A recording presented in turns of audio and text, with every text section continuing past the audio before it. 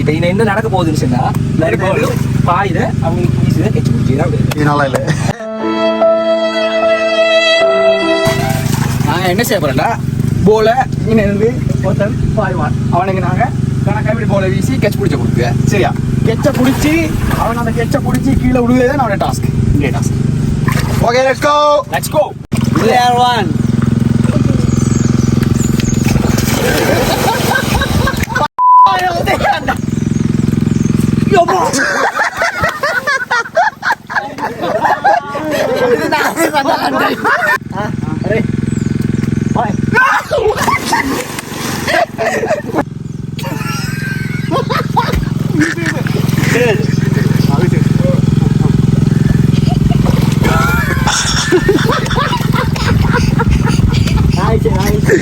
Ni